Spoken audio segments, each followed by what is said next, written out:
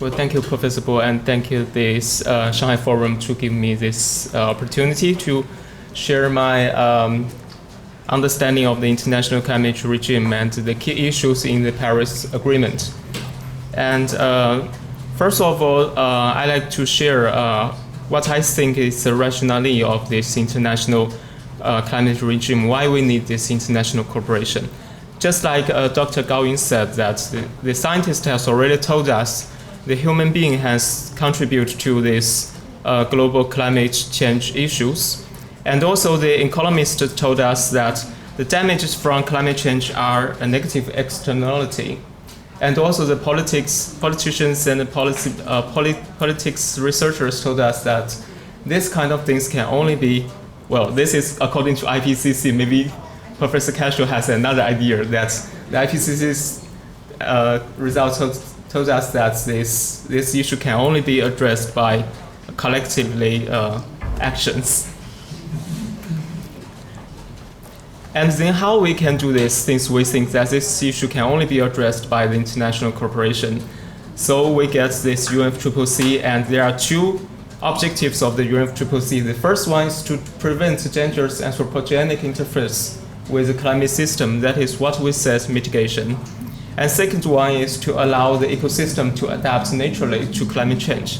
This is what we call adaptation.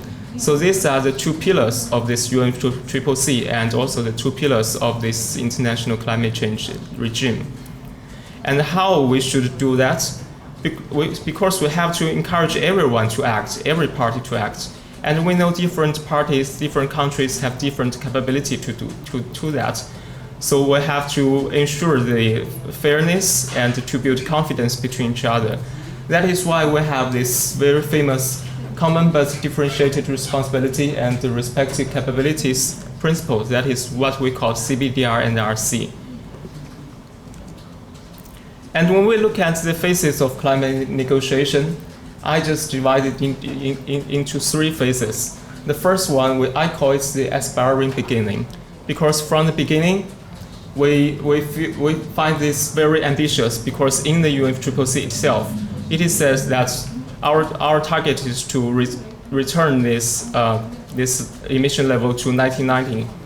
And also the developed country at that time takes the lead, and the international cooperation is very much strengthened at that time. And after the UNFCCC, we see that the Kyoto Protocol is agreed in 1997. But the second phase then comes, what I call it the depressing downturn, because everything becomes ambiguous, especially how the largest emitter at that time, that is the US, how the US will do is not clear, because in the year 2021, the US rejects the Kyoto Protocol. And then we see the very significant event in Copenhagen. At that time, we only got the Copenhagen Accords without any legal status. And there's no confidence at all, and parties blame each other during this phase.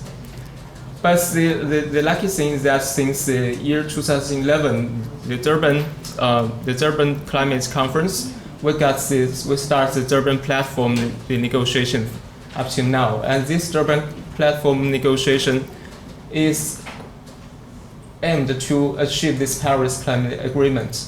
And this is a new phase, and I call it the restoring hope. And this Paris Climate Agreement will set this direction to the whole world, and also every party is making their efforts. And of course, we can see this transition of climate regime. I will show it later. And from the bottom line, we can see, just like Dr. Gao Xiang has mentioned, all of this is very close related to the outcomes and the finds from the IPCC group. So we see the IPCC AR5 will be very important as an input or as the background of this Paris Agreement this year. So let's look at how this international climate regime evolves. The first issue, just like I mentioned just now, we have two pillars. The first one is about mitigation. For the first time, when we have UNFCCC, the developed countries should take the lead to mitigate the climate change. And in that time, developing countries only have the commitments or their obligation to implement their commitments depending on the support. Because just as I said, developing countries do not have enough capability to do that.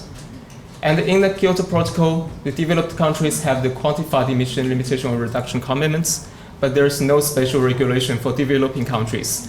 And this is the strength for this non-symmetry pattern. And during the Cancun Agreement, the period that is from 2010, developed countries who is also a party of the Kyoto Protocol, they continue to take their quantified emission limitation or reduction commitments until the 2020.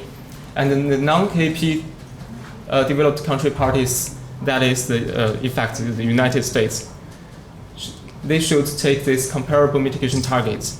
But this is the first time for the developing countries to make their pledges for their mitigation targets to this 2020. What we call is nationally appropriate mitigation actions, we call NAMAs. And the situation changed to now is that every party should make their contributions under this ADP, that is the Durban Platform negotiation, that is to this Paris Agreement, which there will be a spectrum like the commitments. That means each country will make their contribution, but this contribution could be vary a lot from this quantified emission limitation target to like the emission intensity target or targets compared to their BAUs. So this is what we call the INDC, Intended Nationally Determined Contributions, since the Warsaw in 2013. And why we should ask these developed countries to take the lead? This is the scientific shows that because the cumulative CO2 GHG emissions, the developed countries still contribute to the largest share. If developed countries is composed by the EIT, that is the economy in transition, that is something like the Russia and the Eastern Europe countries, and the OECD, that is the developed countries. You can see they contribute to the largest share. So that's why we ask the world ask the developed countries to take the lead. And another phenomenon is that why do the developing countries become more important? Because as this figure shows, developing countries now has already contributed to more than half of the emission of global emissions. So the developing countries are becoming more and more important in the mitigation issue. And can this INDC address the issues? Unluckily, the answer is no. This is the analysis by the UNEP, and this analysis is based on the pledges made according to the Cancun Agreement, that is the emission reduction target before 2020. And when they make the extrapolation, we can see there is a large gap between what is the extrapolation and what is required by science. We can see there will be a large gap. So this issue cannot be addressed only by this INDC, that is everyone just makes their efforts by themselves. That is the pure bottom-up pattern cannot address this issue. And the second pillar is about adaptation. Since 1992 in the UNFCCC, we said that every country, every party, they have their commitments to measures to facilitate adequate adaptation to climate change. And during the past 20 years, we have a lot of programs like the Least Developed Country program, and also we expand that to Nairobi program, which is targeted to all of these developing countries, not only the LDCs. And in Cancun, we have established adaptation committee, which can provide information and provide advices to developing countries how to make these adaptation actions. But the very interesting issue that in the INDCs, like US, European Union has already submitted their INDCs. The INDCs are for post 2020. None of these developed countries provide their information on domestic actions on adaptation, and none of them mentioned about international cooperation on adaptation. It's very interesting, but developing countries they provide information on what kind of actions they would like to perform and what are the needs they need. So let's look at the needs and support. This is the analysis by the Standing Committee on Finance of UNFCCC. This is based on the biannual report submitted by all of these 44 developed countries to show how much funds they have provided to developing countries in the year of 2011 and 2012. We can see these funds under the UNFCCC is only 0.6 billion US dollars. And I just got the news from NDRC that the project, like the project in Nanjing for the subway construction, for each kilometers it costs 0.8 billion RMB. That means this 0.6 billion US dollars can only support Nanjing City to construct their 4 to 5 kilometers subway. So you can see this is not adequate at all. So let's come to the key issues in the Paris Climate Agreement. What we need in this Paris Climate Agreement. The first one is, of course, the mitigation. Each party will provide their mitigation in their INDC. This is the bottom-up pattern. That is what they can do based on their capabilities. But as we know before, the INDC cannot address this problem, so the international society have to review of these INDCs and to analyze how much the gap will be. And then we should have some mechanism for next step, that is to how to address this kind of gap. And then the second pillar is about adaptation.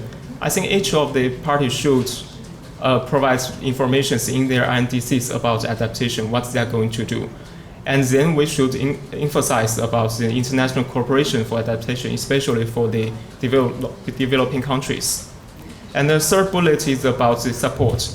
The INDC, it should be very clear, especially for these developed countries, to give developing countries and give the other parties in the world the roadmap, how they would provide this support, especially to developing countries, to help them to make their plans, their action plans, their strategies. Otherwise, without any help or without any support, the developing countries will be very difficult to carry out their plans or their strategies.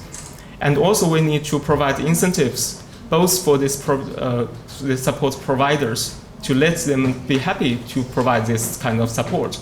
And we also need to have these incentives for these recipient countries to make best use of this kind of support. And also this support is very, very important to build both capacity and also to build confidence among each other.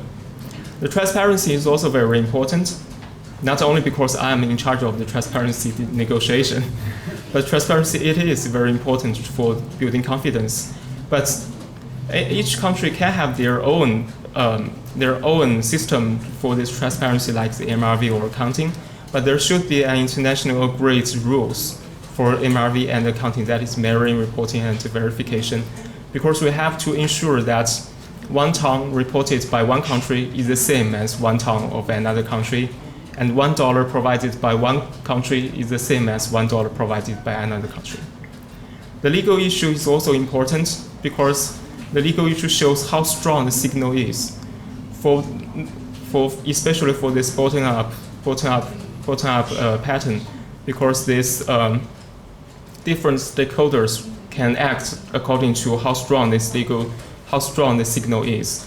But it will be very difficult, just like Professor Cashel said, there is no central authority. It will be very difficult to have a very strong compliance system, just like in Kyoto Protocol. If a party feels that it cannot comply with his obligation under the Kyoto Protocol, he can withdraw. So it is my understanding of the situation of international climate change issue. Thank you.